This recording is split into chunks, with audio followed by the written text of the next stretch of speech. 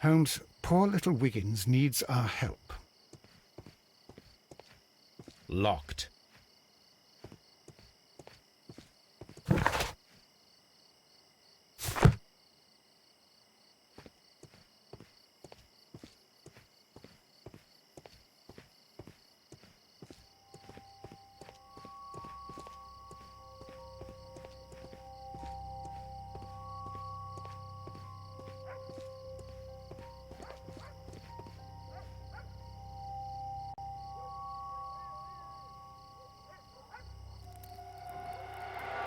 Please, gentlemen, leave the scene now.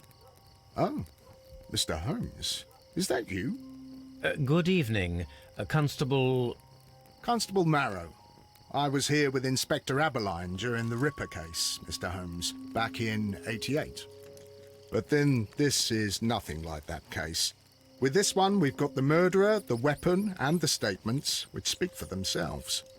Of course, Marrow. But you know that appearances can sometimes be deceiving.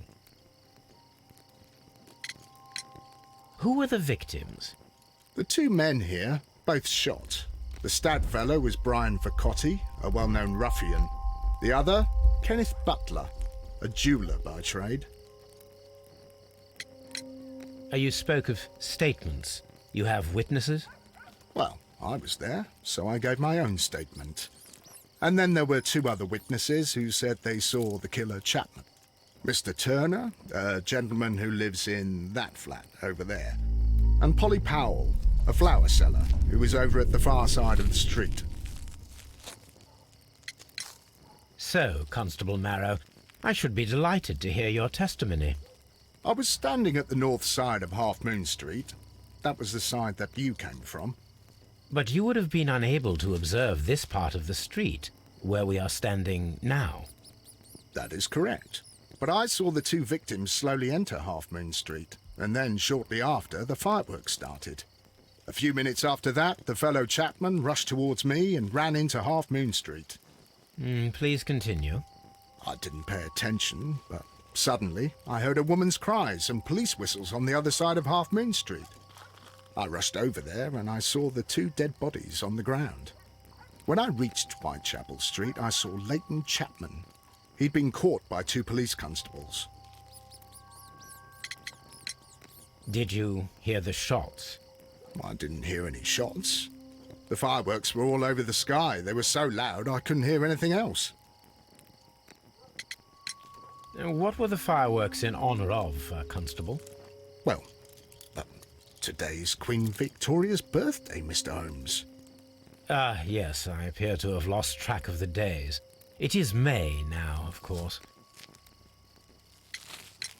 Constable Marrow, what else caught your attention while you were running through Half Moon Street? I saw nothing but rats, and I took the time to light every corner with my lamp. Did you happen to look up at Mr. Turner's window when you were on Half Moon Street at that time? Yes, I saw that the window was open, but no one was there. It was dark in the room. Constable, your statements have been of great value to me.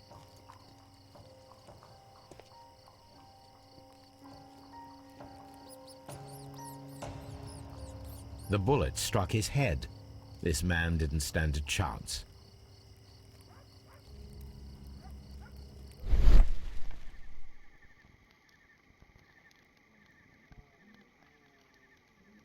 A piece of wood that has stuck between the cobblestones. Let us take a closer look.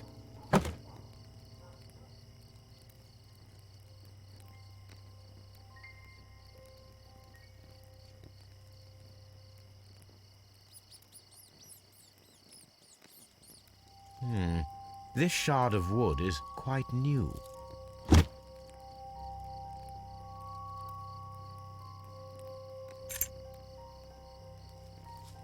This is an ordinary key. I wonder what kind of door it opens.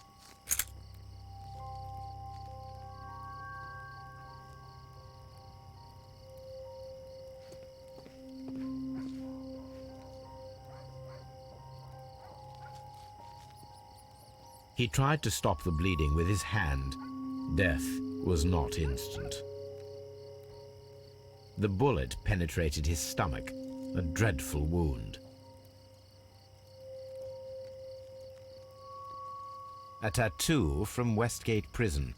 Vicotti must have done some time there.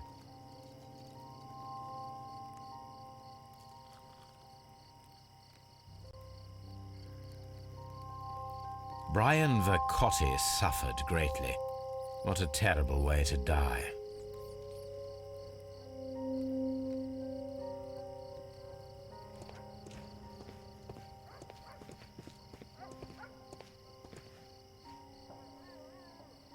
Good evening, Mr. Turner. I heard Constable Marrow reply to you as Mr. Holmes. Are you that detective gentleman? I've heard of you. And well, I know things about this evening. Excellent. Might we hear your story?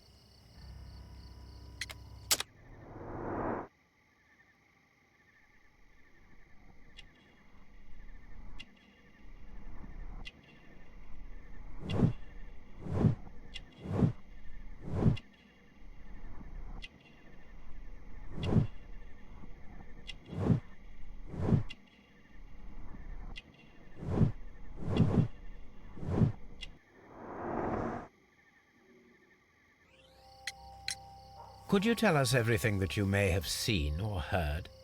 I was already in bed when the fireworks started. A few moments after, I clearly heard 2 gunshots from outside. Please continue. I quickly got up and I grabbed the lamp from my nightstand and I rushed towards the window. I looked down and I saw 2 bodies. And there was a man with a gun who was standing nearby. Where exactly? Well, near this body. Did he notice you? I don't think so. He rushed towards Whitechapel Street without looking around. Mr. Turner, did you see anyone else in the street? No, I saw no one but that man, the murderer, the fellow they caught. Were the 2 shots you heard consecutive? Yes, there was a very short pause between them, and they sounded different somehow. It seemed to me that the second shot was louder than the first. That is an interesting comment. Mr. Turner, what were your actions after you stepped up to the window? I was afraid that the man with a gun might return, so I stayed close to the window till I saw the policeman coming in the Half Moon from Whitechapel. Then I walked out to tell them everything I saw. You have helped us a great deal, Mr. Turner.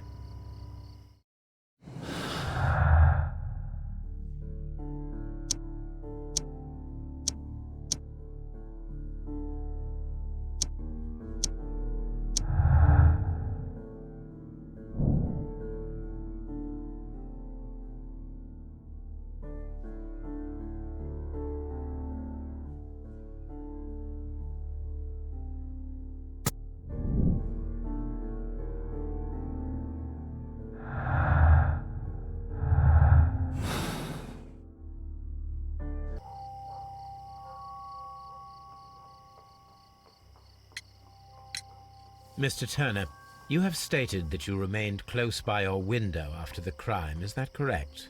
Oh, yes, Mr. Holmes. I stayed at my window until the policeman arrived to examine the dead bodies.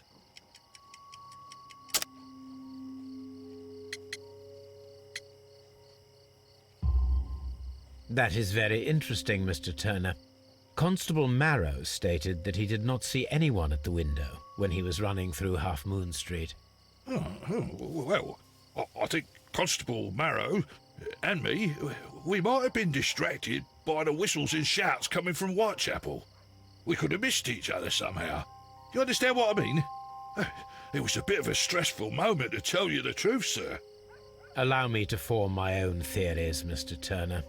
Would you mind showing me the view that you had from your window?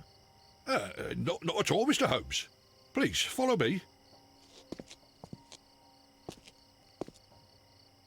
Mr. Turner appears to live very modestly. This fire is dying out. It was last tended to over an hour ago.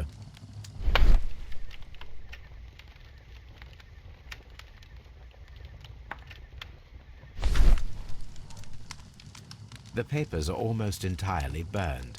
I am unable to see what's written here. These words are illegible. The papers were thrown into the fire just a short while ago.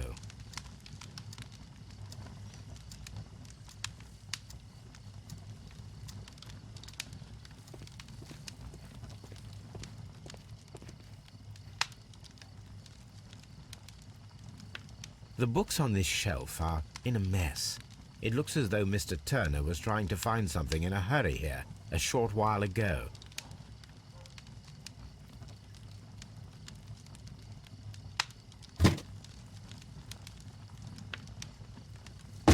A perfect match.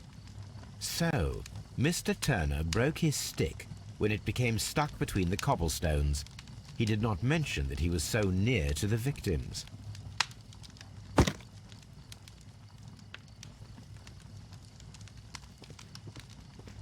Mr. Turner was roused from his bed by the sound of gunshots.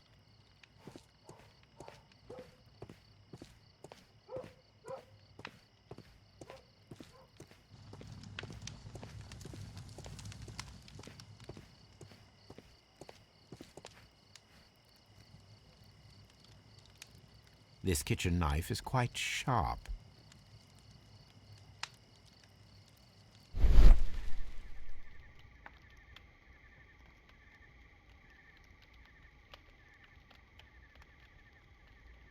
There are pieces of shredded paper scattered over the table. This kitchen knife was used to cut the paper.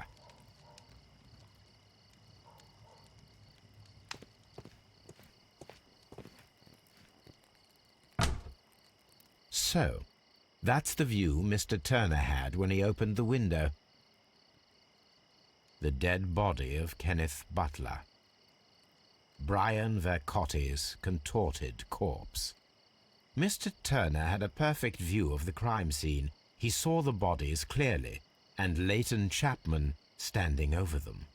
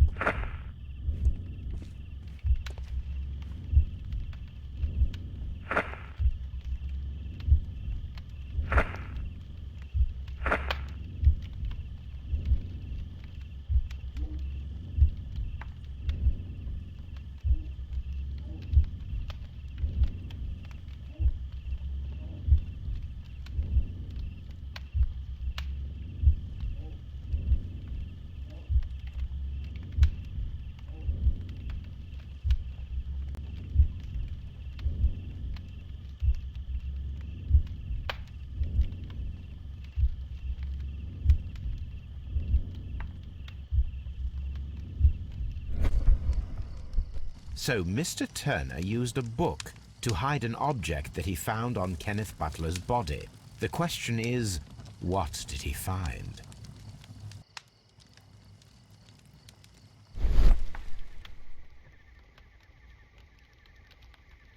I can see prints from greasy fingers upon the cover of this book. Let us take a closer look. Well now, what a find! A precious jewel concealed inside a book. A bracelet with a unique ram's head design, a distinctive feature of ancient Grecian artifacts, probably of the Hellenistic era.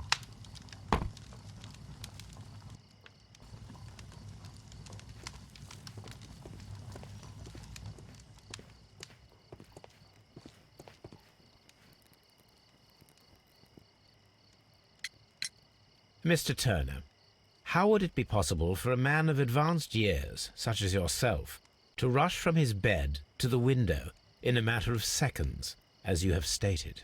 Well, I'm able to move very quickly, despite my age. And when the situation requires it, Mr. Holmes.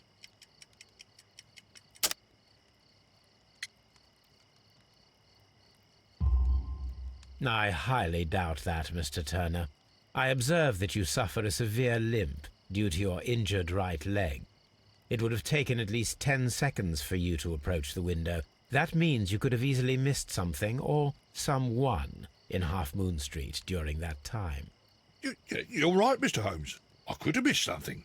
But it did seem to me that everything happened so quickly. Time can pull tricks on you. And what of everything else that you told us? Mr. Turner, it is vital that we have your complete and true statement. Mr. Holmes, I do assure you that the other things I said were most sincere.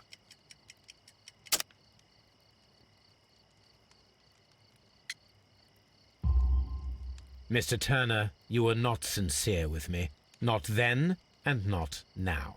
But Mr. Holmes... This, Mr. Turner, does not look like anything that a poor man might possess. It is worth more than the home that you live in. I can explain. No, merely correct me if I am wrong. You saw Leighton Chapman through the window, but you also noticed a glittering object on the ground, this precious jewel. You walked down and took the bracelet from the body of Kenneth Butler, and when you heard the whistles, you hurried away. That broke your walking stick. It caught fast between the cobbles.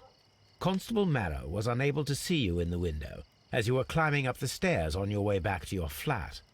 Upon returning home, you hid the precious jewel inside a book. Mr. Holmes, please don't send me to prison. I didn't do anything bad. I'm just a poor man.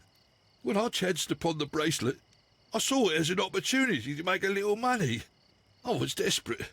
I only took the bracelet, that's all, I swear. You made a mistake by lying to me.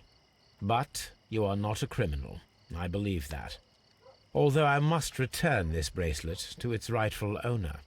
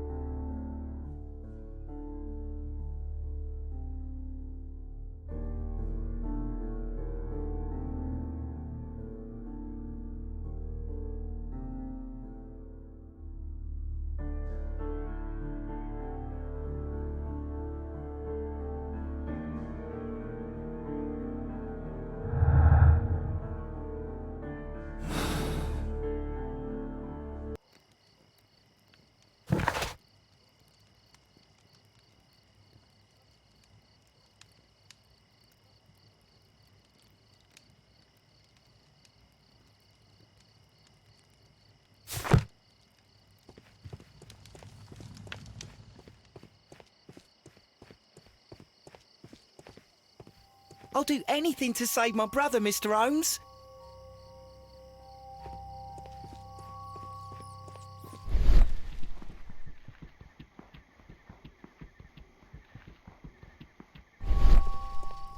It would be my pleasure to assist you with your investigation, Mr. Holmes.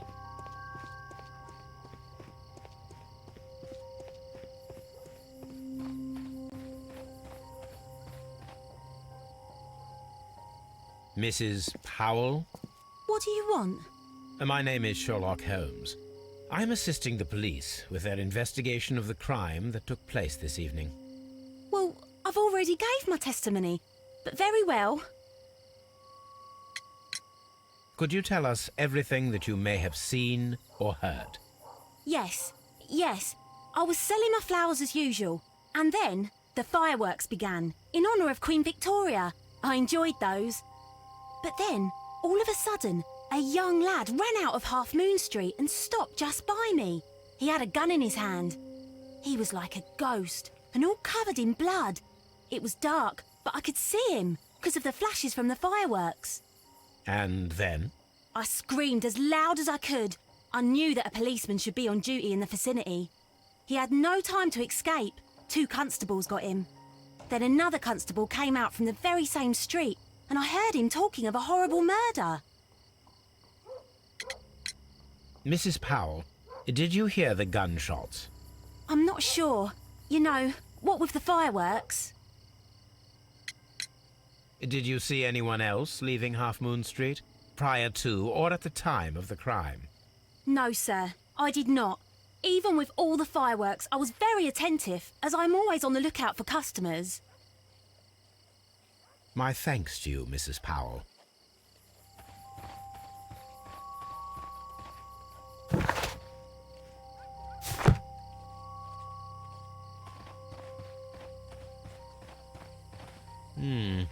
This mirror is turned towards Half Moon Street. I suppose that I shall have to move my stool now.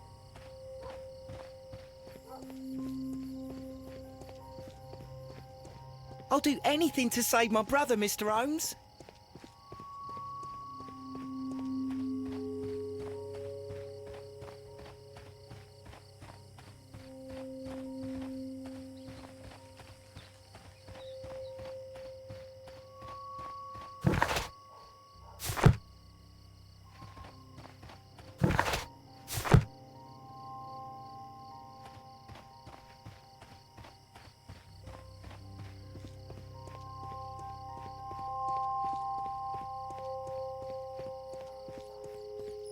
It would be my pleasure.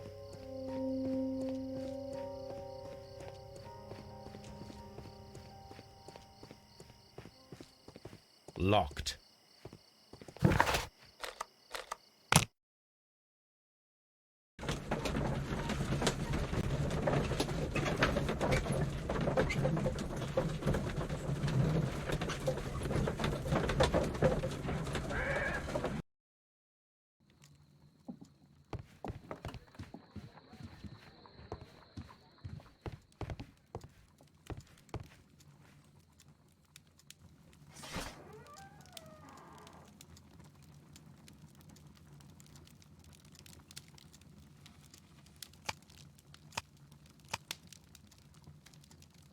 That is not the one I need.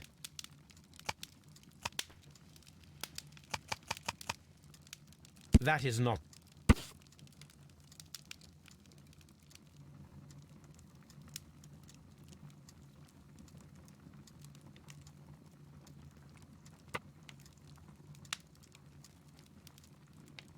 Here it is. I need to continue my research in my archives.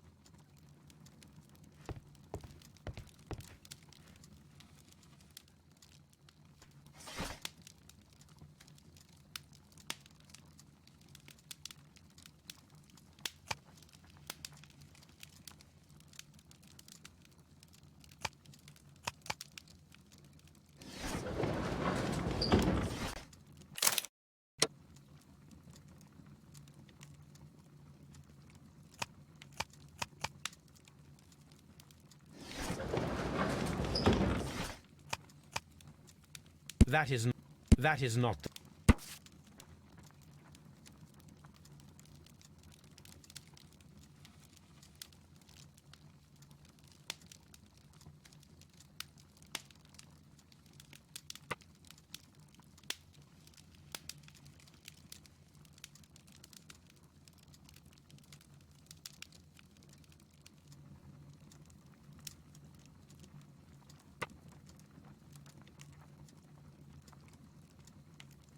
Here it is.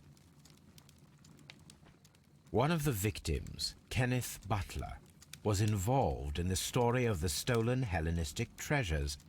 A visit to his pawn shop should tell me more.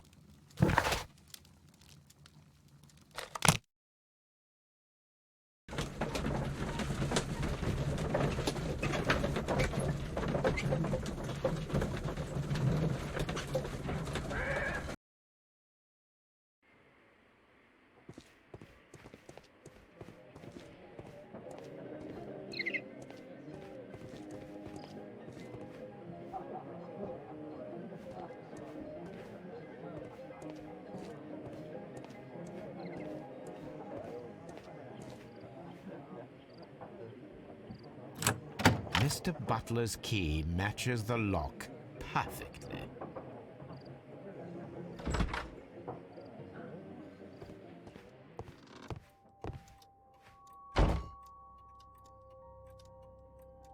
Crampons and a sharp ice axe would only be brought here by a mountaineer.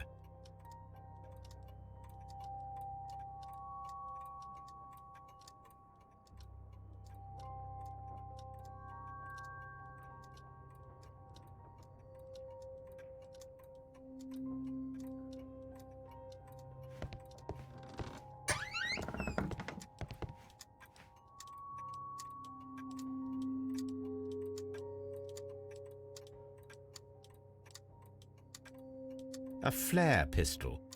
Perhaps it was pawned by a destitute sailor.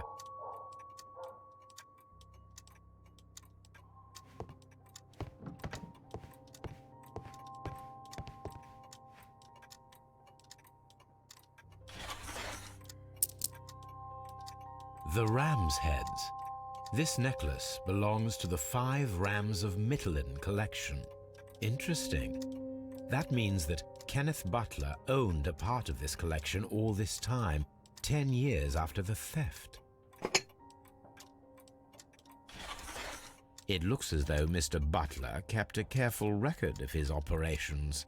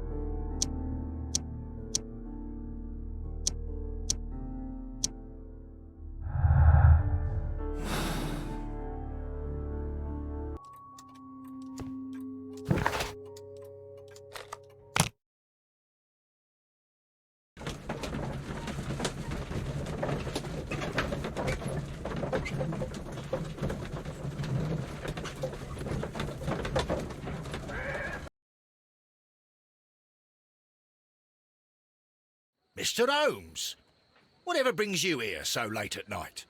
I'm interested in the case of young Leighton Chapman. He was arrested earlier this evening and accused of a double murder. I beg your pardon? That case is quite clear to the police. Or are there any new facts that we don't know about? Who knows, Inspector? Look, you are free to investigate, of course, Mr. Holmes.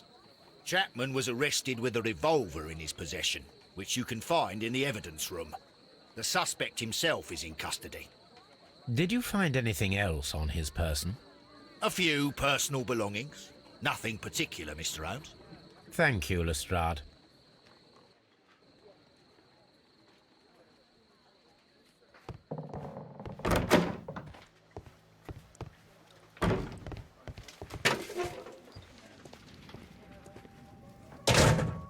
So this is the gun that Leighton was holding when he was caught by the police.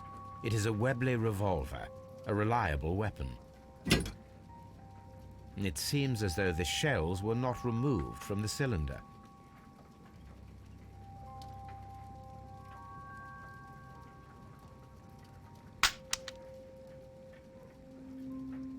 Two out of the 6 shells have been fired.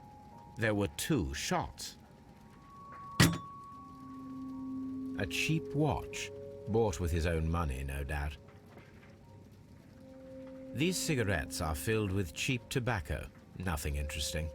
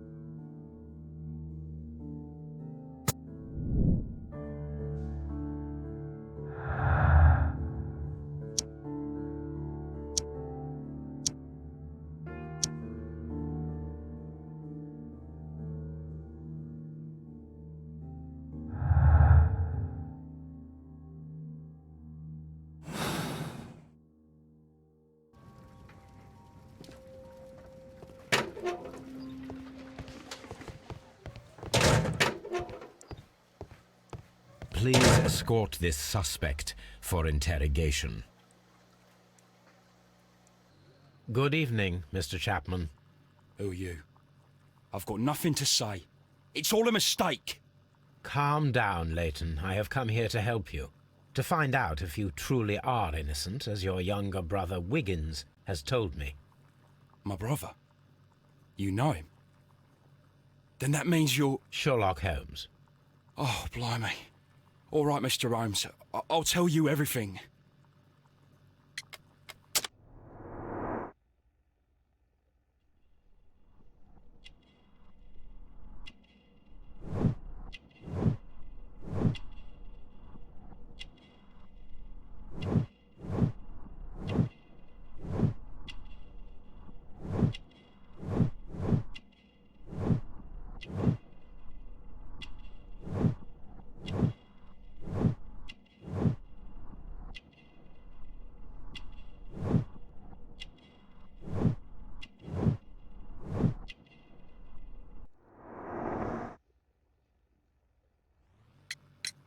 Good.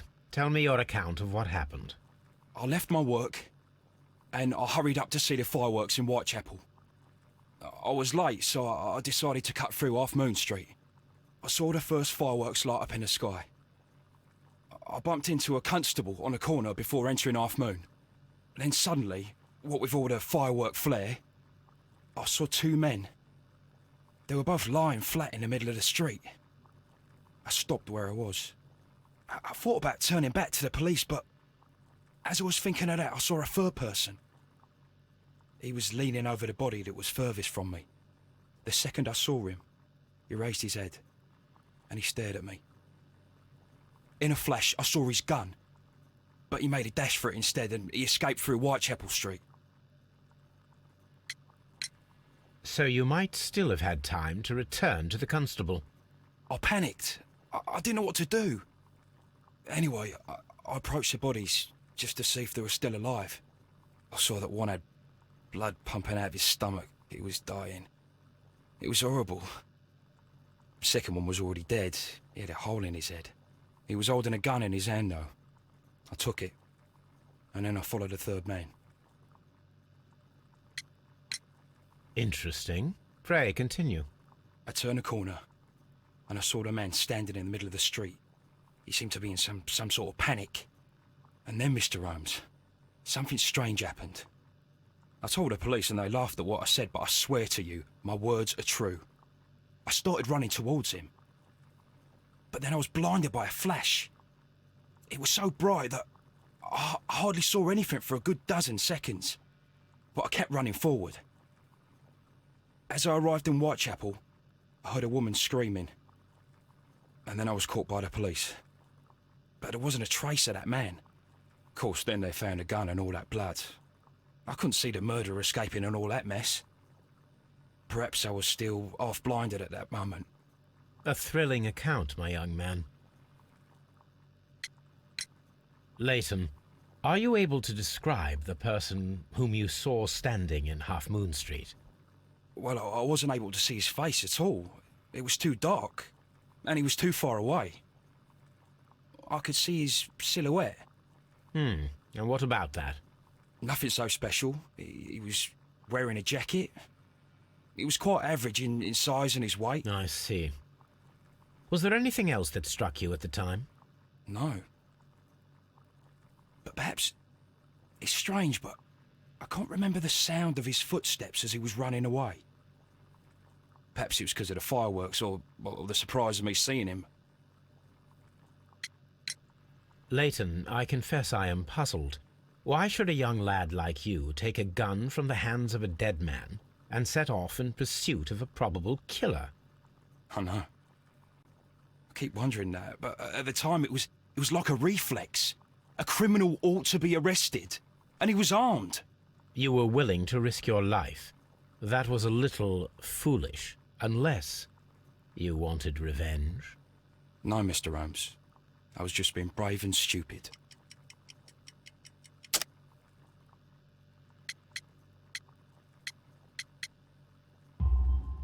I'm sure that you were, but I believe that you may have recognized one of the victims, Brian Vercotti.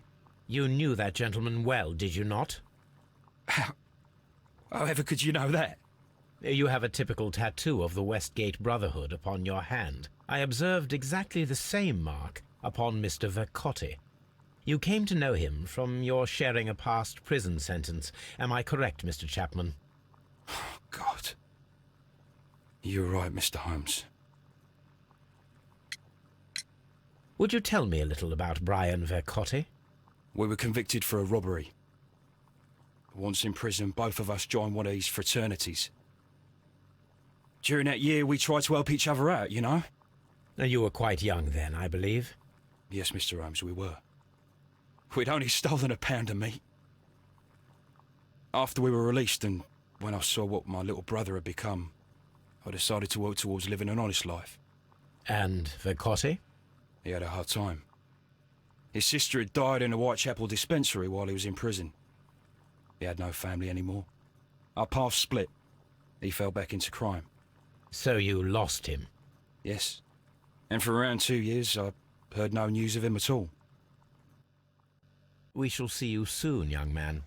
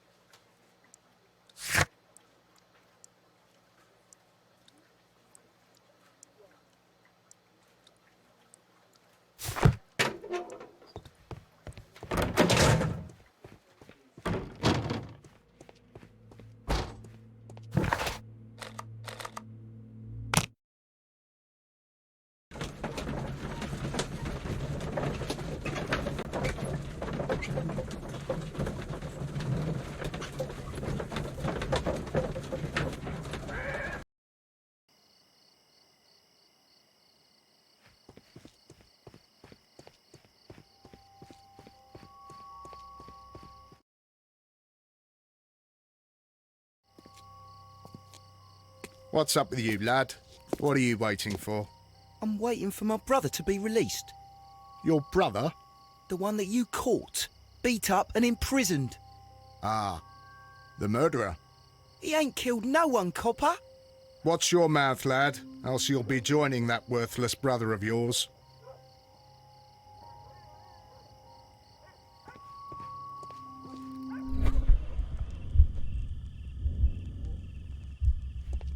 A fairly long pole with a forked end. A fairly long pole.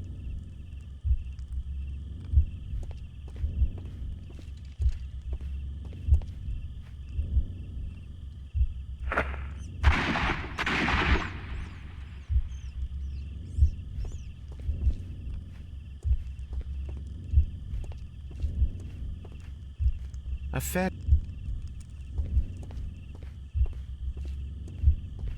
I am unable to see any higher. I need to find something to lift my lamp.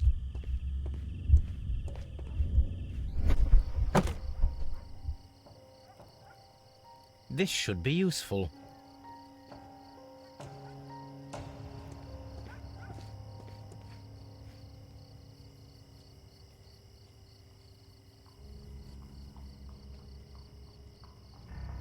This is most definitely a bullet hole.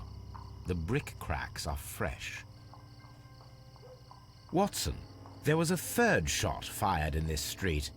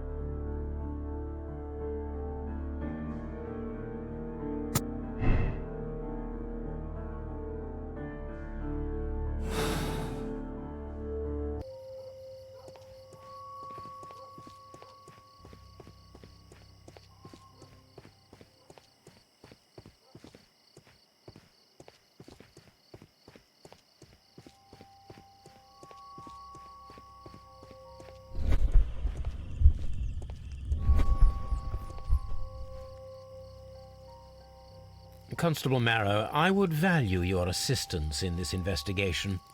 It would be my pleasure, Mr. Holmes. I would like to make sure that there are no places in Half Moon Street where a man could hide while you were running through it with your lamp. All right, Mr. Holmes, what should I do? Take your lamp and start walking, just as you did before, and try to find me. Understood.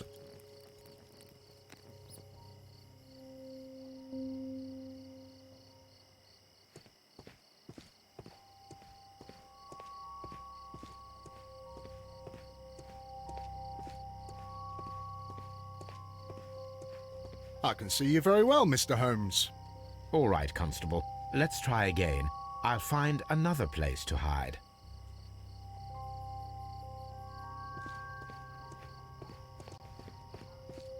Here you are, Mr. Holmes. All right, Constable. Let's try again. I'll find another place to hide.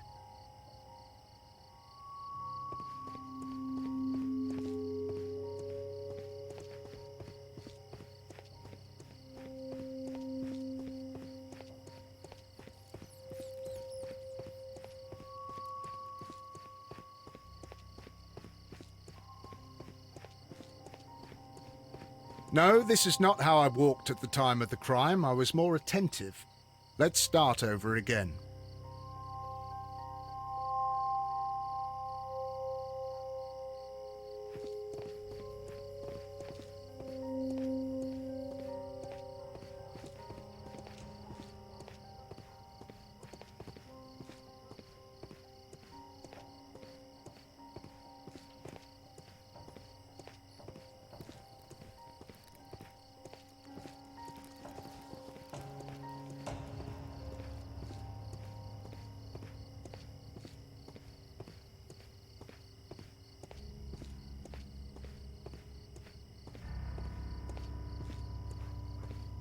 Mr. Holmes, it wasn't difficult to find you at all. It is obvious now. No one could escape Constable Marrow's lamp while hiding in the street.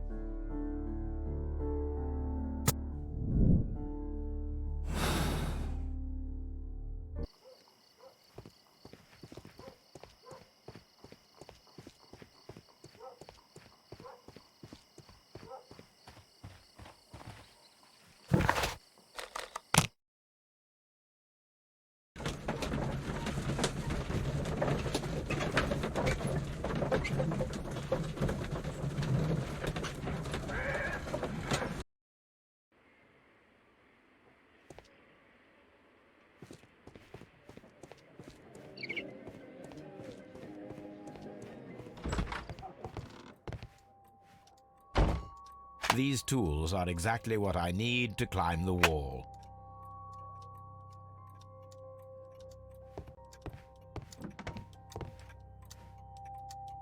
This is exactly what we need in order to imitate the flash of the fireworks.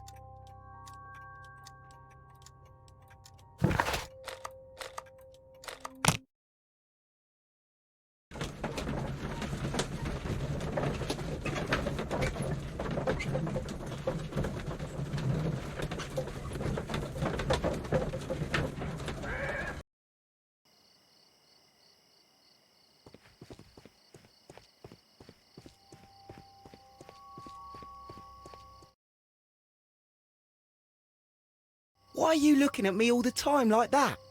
I'm just watching you, lad. I never know what to expect from people like you. People like me? Yes, street beggars and thieves. I ain't a thief. Oh, no? Then where did you get whatever it is that you're gnawing on? I very much doubt that you bought it.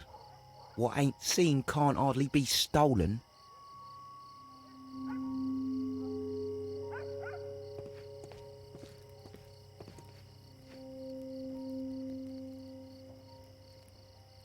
Constable Marrow, Watson, I would like to perform another kind of reenactment with your help. I'm listening, Mr. Holmes. I want to check if Leighton's testimony can be trusted. If someone could vanish into thin air at a specific moment. But Holmes, I don't see how. I am going to be the mysterious gentleman whom Leighton followed. I will stand exactly where he saw him before he was blinded by the flash. Watson, you will be Leighton. When I fire the signal flare, you should start to chase me. I understand, Holmes. You, Constable Marrow, just play your part and do exactly as you did. Just, please, wait 5 seconds after the signal flare. I doubt that Polly Powell would have screamed any earlier. As you say, Mr. Holmes. Let us begin, then. Catch me if you can.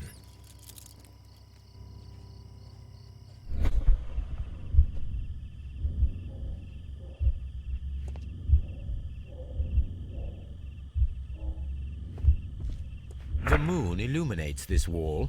Anyone trying to climb it would be easily spotted by Constable Marrow. This wall is cast in shadow. It would be difficult to see anyone scaling it.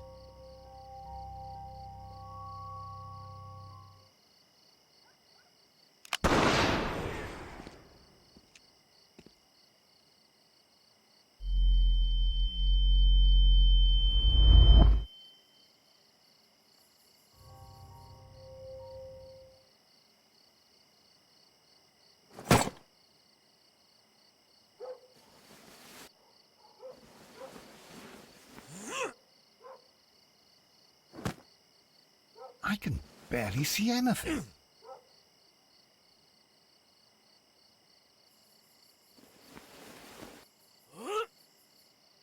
Holmes? Are you there?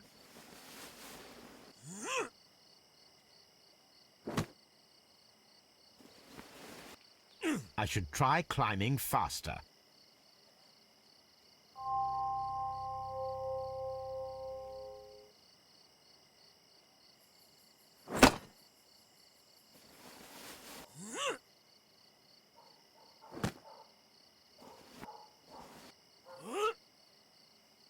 I can barely see anything.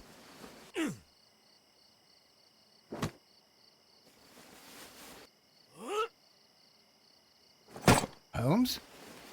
Are you there? Where is he?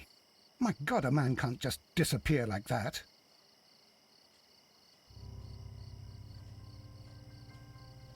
Holmes? Holmes? Where are you? I cannot see you, Mr. Holmes. Dr. Watson, it seems that Mr. Holmes has disappeared. Don't worry, gentlemen. I am up here, above your heads. How on earth did you get up there, Holmes? I am using crampons and a climbing axe, although the person we are looking for did not leave any traces of such tools. Constable, is there any way to get to the top of this building? Yes, Mr. Holmes, I can show you. The door to the building can be found from Whitechapel Street. Gentlemen, I am on my way down.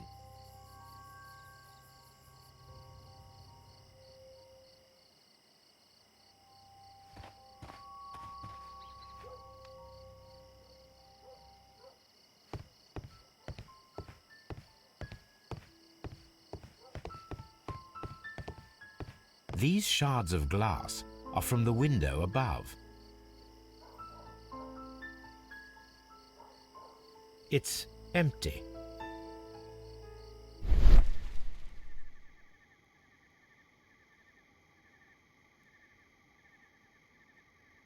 A cluster of thick black threads.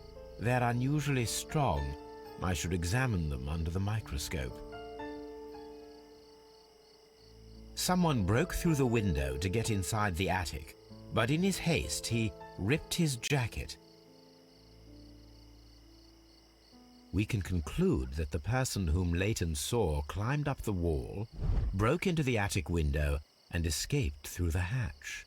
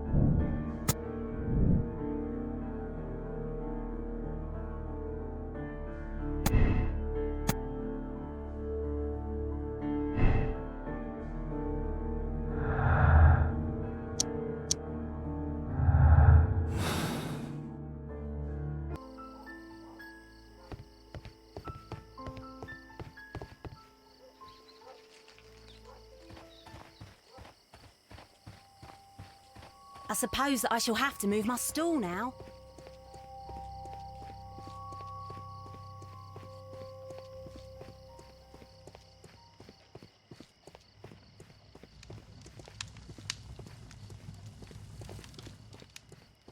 That's why it's better to stay at home and...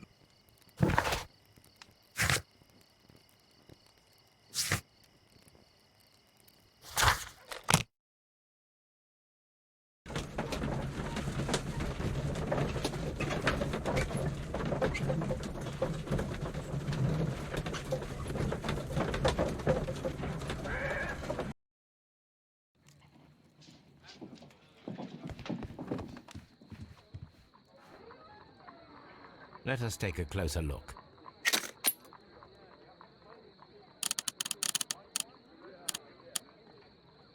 It is not a thread, but a hair. I very much doubt that it is human. I need to compare this sample with a human hair and a horse hair. A shaving brush is usually made from horsehair.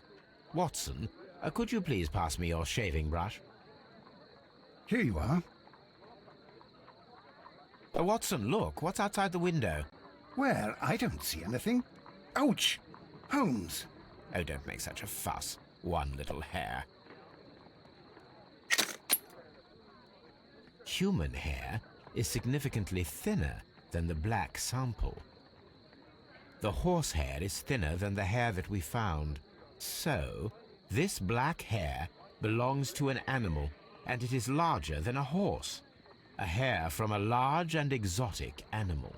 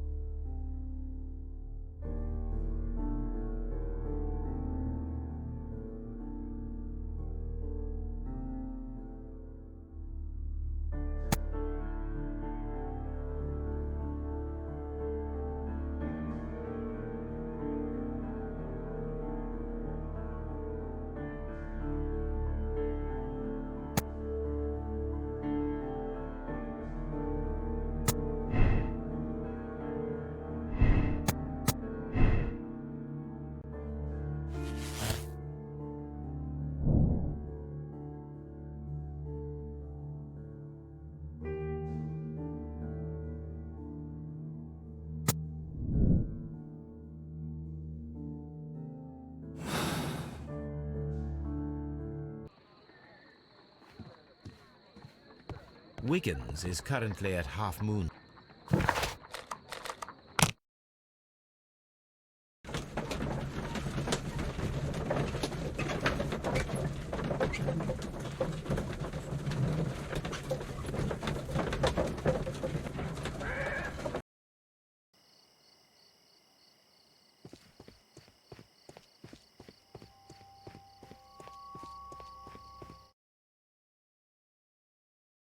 Wiggins, my lad, what are you doing here? You'd best be leaving and be quick about it. I've done nothing wrong. You'd learn more by watching Mr. Holmes. He knows exactly what he's doing. Not like you. Oi, watch your tongue.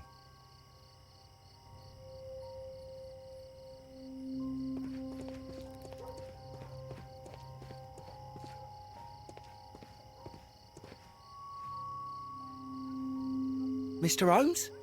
We have good news for you, Wiggins. The investigation has proven very interesting so far. We found facts and details that confirm your brother's innocence. I knew it, Mr. Holmes. But for now, Wiggins, we need your help. Anything you like, Gov. I need you to locate a circus that has stopped over in London. It needs to have disposed of at least one exotic animal, a very large one. You can count on me, Mr. Holmes.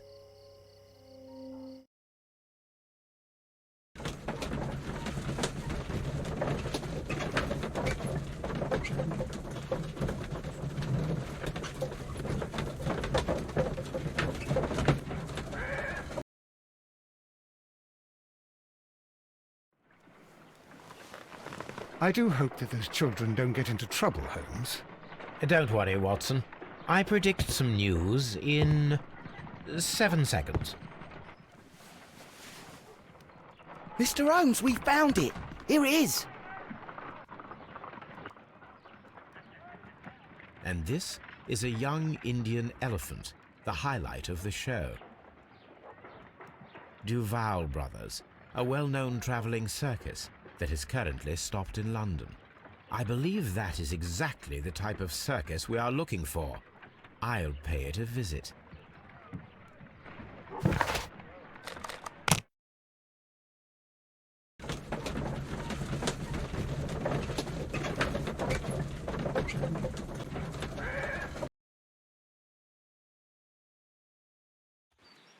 Aye, you! Stop right there. Good morning, sir. Pardon me, but why am I not allowed to walk around here? Because it's private. Well, I only wanted to meet the artistes. You're wanting to apply for... Nah, you don't look like the type of, artistic lockpicker that we're looking for. You might be surprised. What? Nah, I don't think so. Clear off.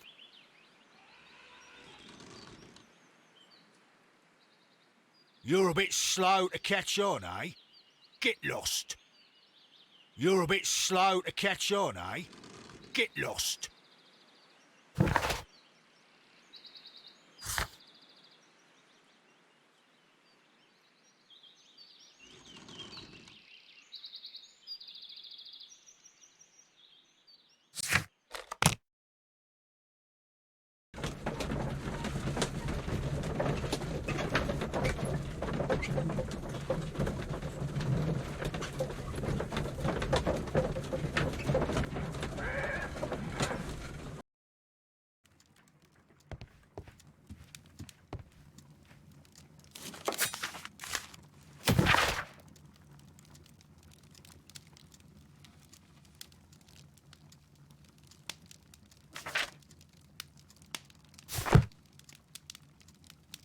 This is where I keep my post.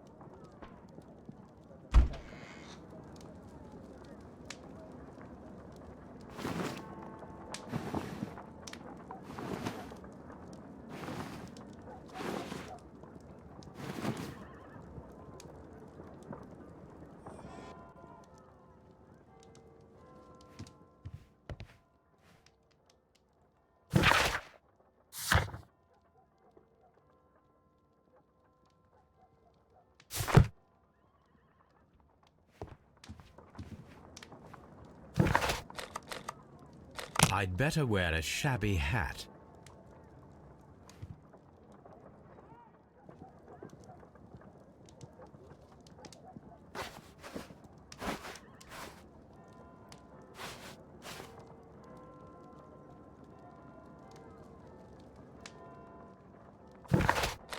I'd better wear a shabby hat.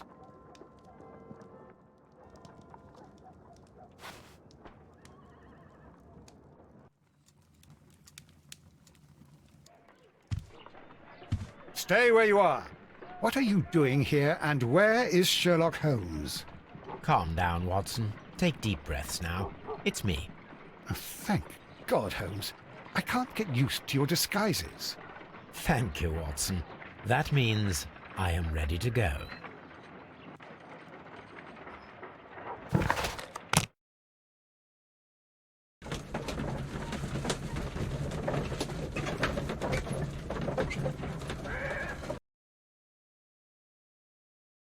Who are you? What's your name? My name is Nigel. I'm here to open the locks. Talented, eh? Let's see. Go inside the marquee and show yourself to Charles Foley. And I'd highly advise you not to trick him. Got that? I've got it.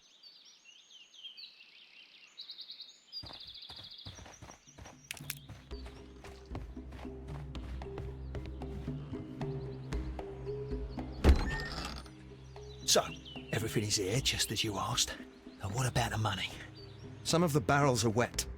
Transportation issues, it couldn't be helped. Whatever. We'll be here after midnight to pick up the supplies.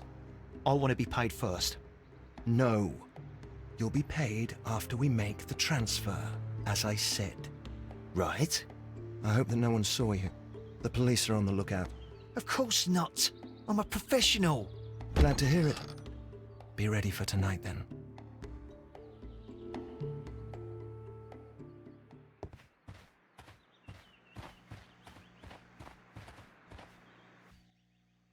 This printing press is old, but still quite capable of printing hundreds of pages per day. From lambs into lions, those are words of encouragement and defiance. That's a picture of a contemporary gentleman wearing a Robin Hood hat. Interesting. This poster was clearly made to fire up rebellion amongst the people.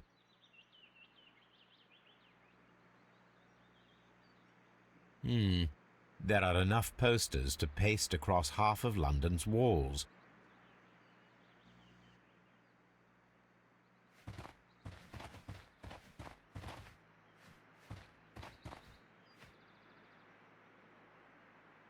This wooden barrel is damaged. It is difficult to say what is inside. There is a spot on this barrel that was intentionally painted out.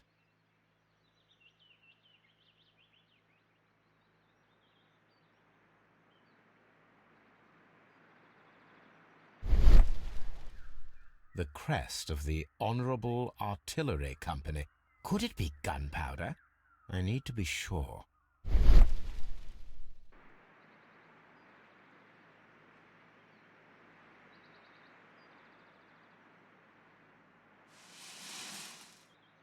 Judging by the fractions and the scent, I can confirm that it is, in fact, gunpowder.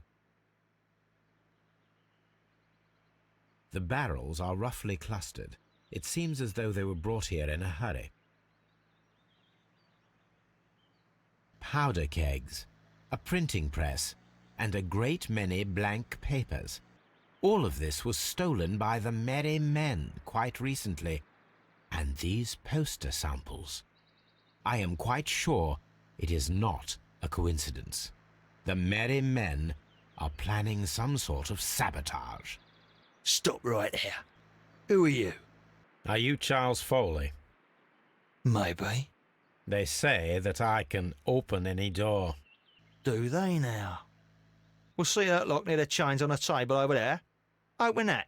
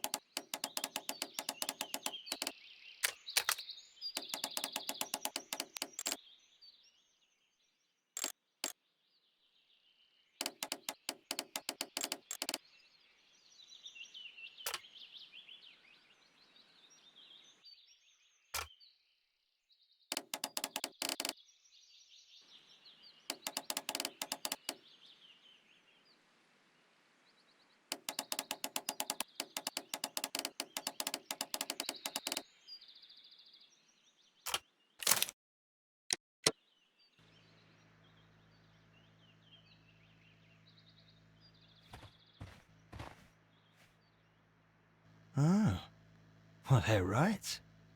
What's your name? Nigel Shirley, from York.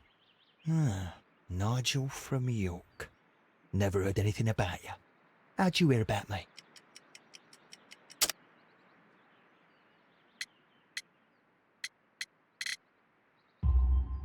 It's a long story. I met your brother, Vincent the Butcher Foley, in prison. He told me all about his betrayal and all about you. Before I was released, he told me that you might find a job for me one day and pay me some money for me craft. Well, he died. 7 days ago, in prison.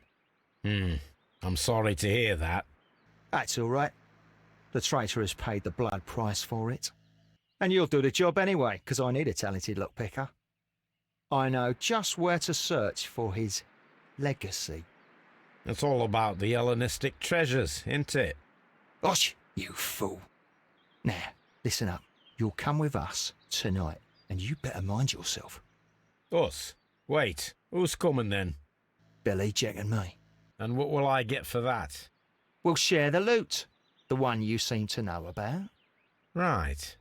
Wait for us at the abandoned manor house on a corner of Ladbroke Grove and Kensington Park Road at midnight. Deal.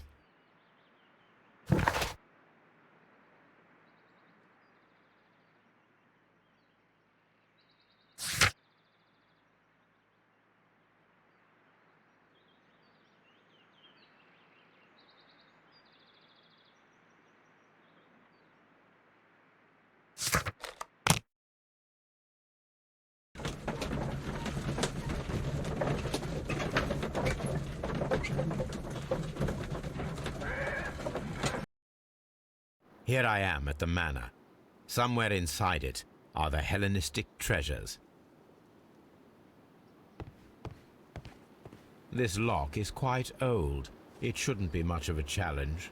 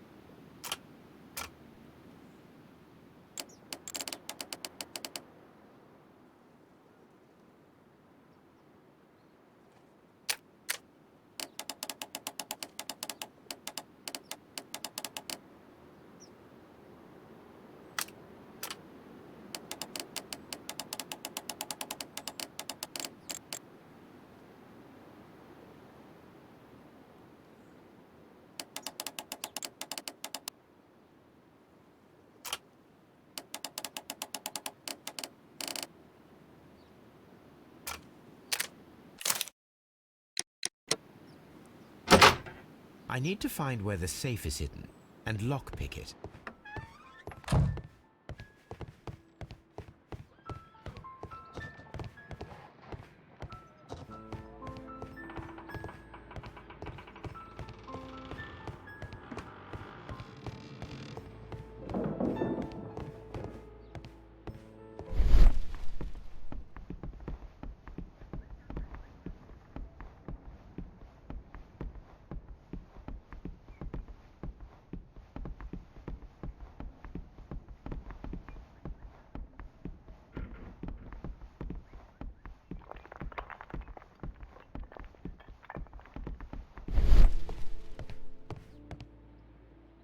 This cupboard is an absolute mess. Several books have fallen from the shelves. It seems as though this cupboard can be moved. I'll give it a try.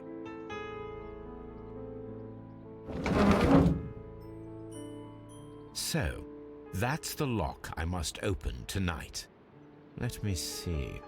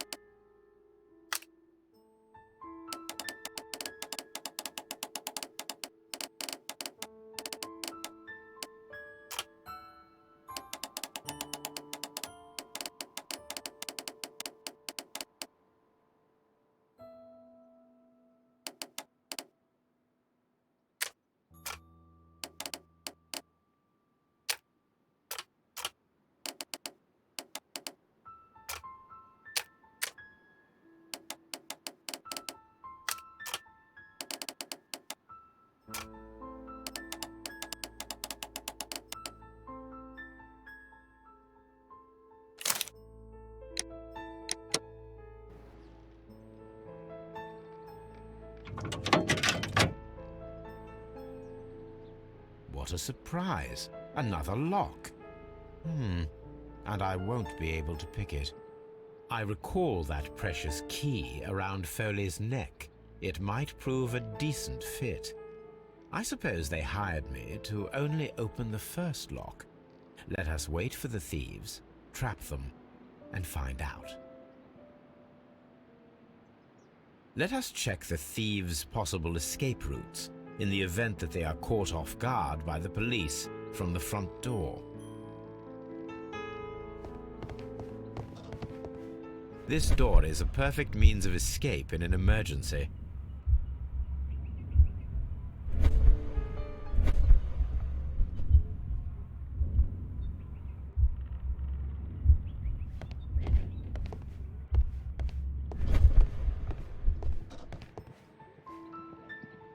This door leads to a kitchen, which holds the shortest route to the back door.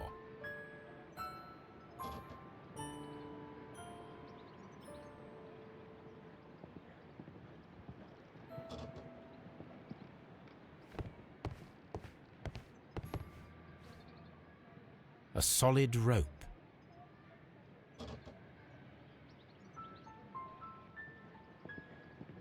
This should be useful.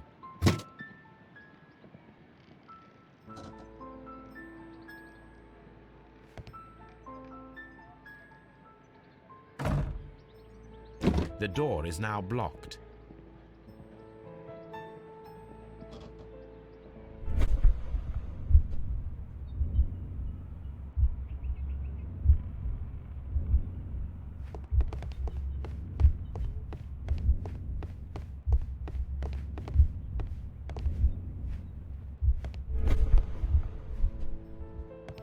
The door is now blocked.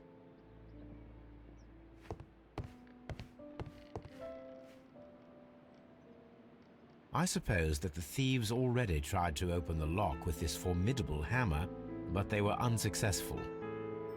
I wonder what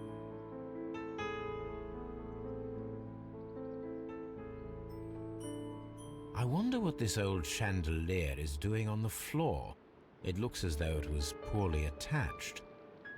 I suppose that the thieves already tried to...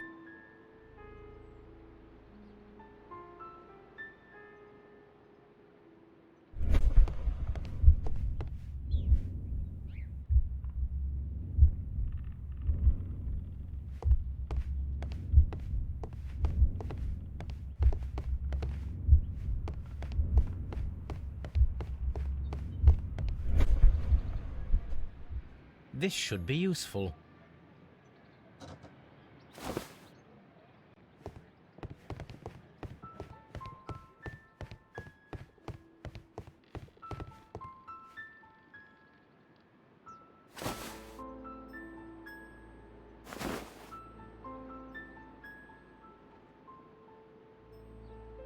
If anyone takes the hammer, the rope will uncoil and make the chandelier fall. If he runs through the dining room and takes a sledgehammer to force open the door, the chandelier will knock him down.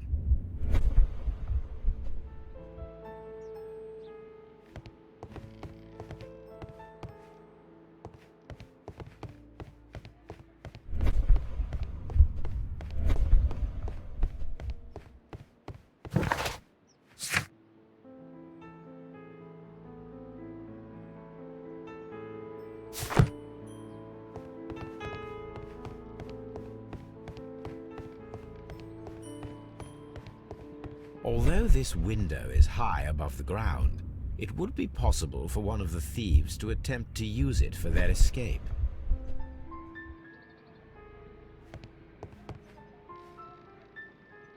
This should be useful.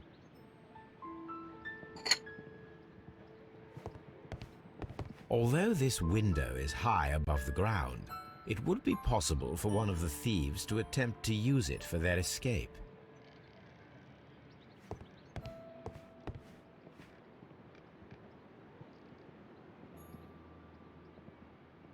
One step on these beads, and our thief will go flying.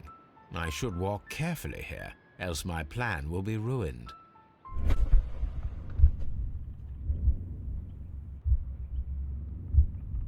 Any thief who finds his way upstairs will roll down very quickly.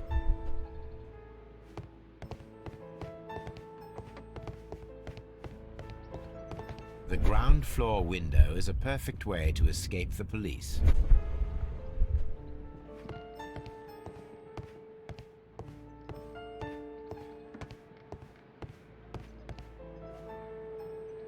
This hatch leads to a cellar.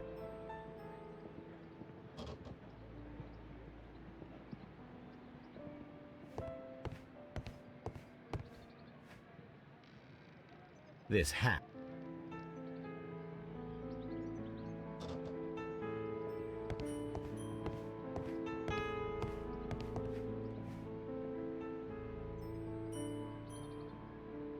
That is quite a heavy cupboard.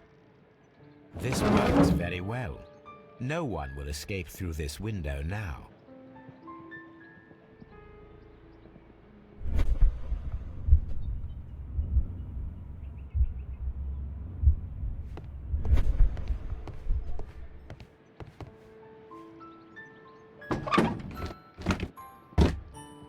There is no ladder.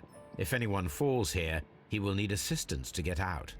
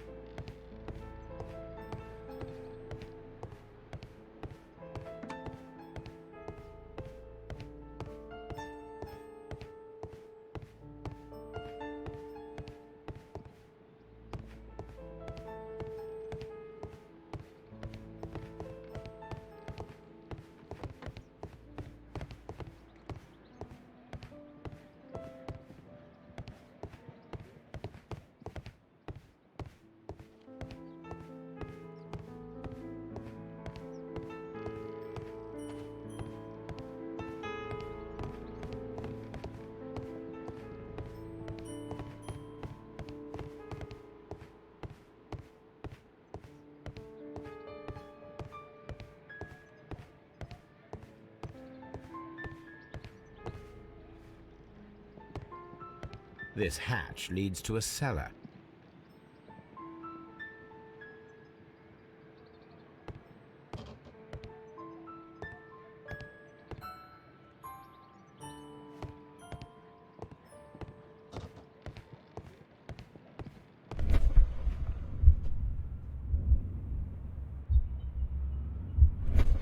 This door is a perfect means of escape in an emergency.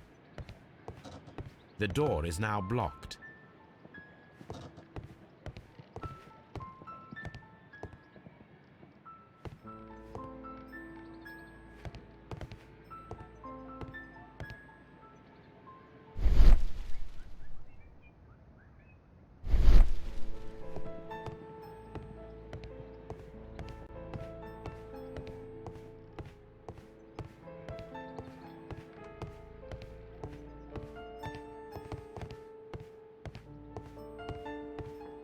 The thieves won't attempt to escape through the front door if the police are right behind it.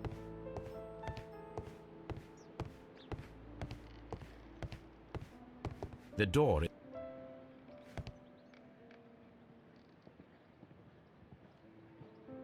This should be useful.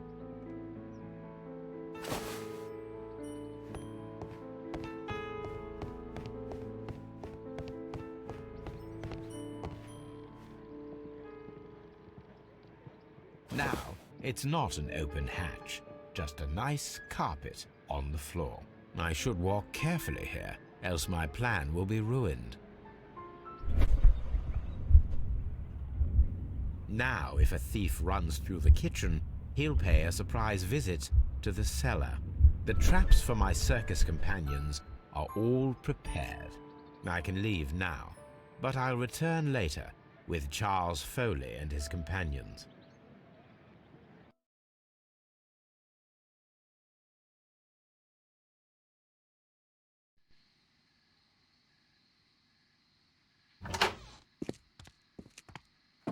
Police! Police!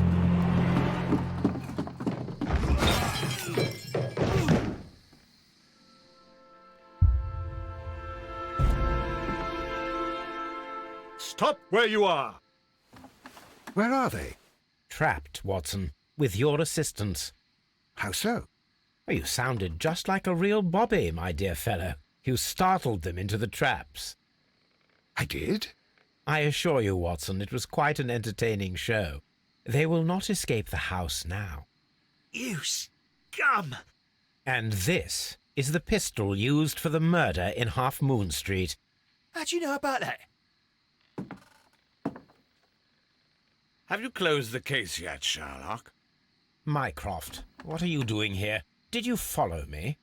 Sherlock, it may seem that I used you, but you should be pleased to know that you have served our queen well, in this instance. So now, let us catch the big fish. But this man is not one of the merry men?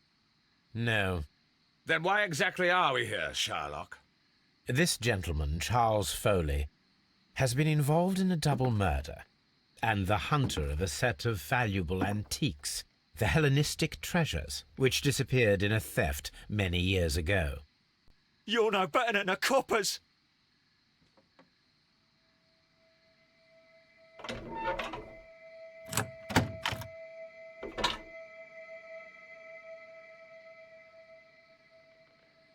Holmes, that is incredible.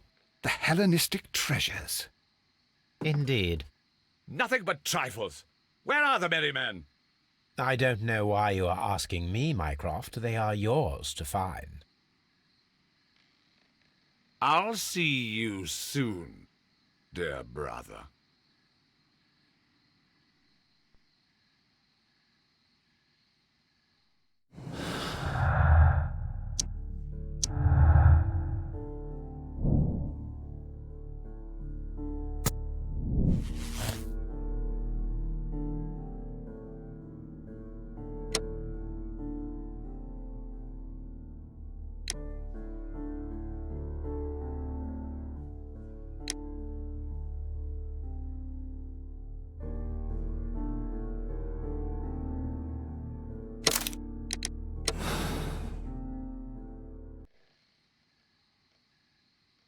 Charles Foley, you committed the crime of premeditated murder and of theft.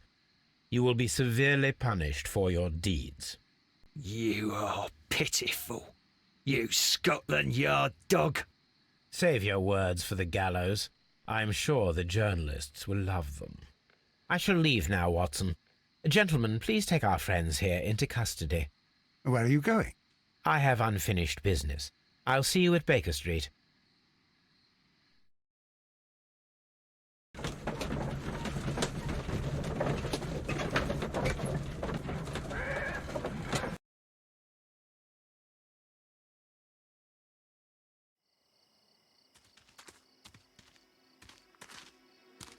Be careful with the lamps. Don't bring them too close to the barrels. Good evening, gentlemen. Who's there? That is of no importance. What matters is who you are and the plans that you have here. So you can stop us from carrying them out? Eventually, yes. Hey, careful. You'll blow us all up. I'm listening. We are a group known as the Merry Men. But I suppose you knew that already. We are the men who've already lost everything of value in their lives. We are ruined shopkeepers. We are workers who were fired from their jobs. Honest people who were robbed. We were forced out from our homes and thrown onto the street. And all of this in the name of the so-called law. The laws that were set out by our government. The laws that make the commoners only more vulnerable and the wealthy more protected. We are not only from the British Empire. Some of us are from the New Lands, America, Australia, and we are many. But men we are still, and we are merry for that we stopped being afraid. For those powers that be had done their best to plant the fear inside our souls, and we accepted it so easily. The fear advised us to keep our heads bowed. It prevented us from fighting. Bankers and politicians, they own our lives, our work, our bread, and they push us to compete between each other, just to see who may serve them better. But in the end, they are the few, so they are weak. They are nothing without their titles. We should not fear them. Our so-called masters should fear us instead. The time has come for our group to stand tall. Our great and many merry men. We are going to blow up the London Stock Exchange. No life shall be lost. But ownerships, debts, and property titles? They shall all be destroyed. They're only papers, after all. So many people will be freed over this night. That is a radical step to take. What result do you truly expect? Chaos. But soon people will understand that they are free, and that they don't belong to anyone. They will be able to work for themselves, together, without letting the rulers dictate what to do, and finally justice will arise. What you are intending to do is a crime. It is not justice. How do you see justice, then? Kids go to prison for a loaf of dry bread. And how many lords do you see punished for stealing from their people? Sending them to their deaths in mines or overseas to fight for land? Our masters wouldn't hear us. So now it's time to sing the song of the merry men. Will you let us do our duty?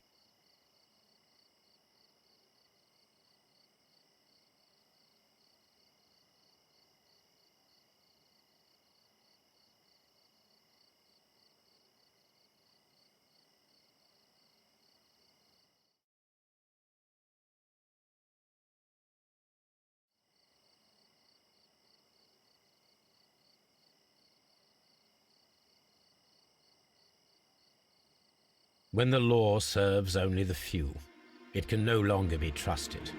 Every man is equal, and he has a right to choose his own way. And I shall not stop you.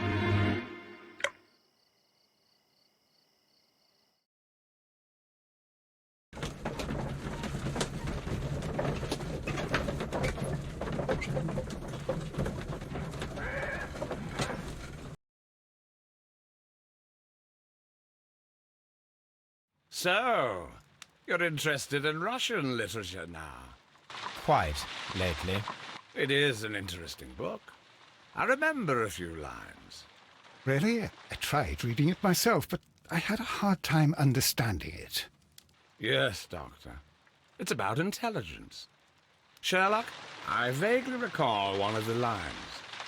Sometimes it takes something more than intelligence to act intelligently. There were also a few words along the lines of, pain and suffering are always inevitable for a large intelligence and a deep heart. Tell me, Doctor, does my brother show any signs of pain or suffering?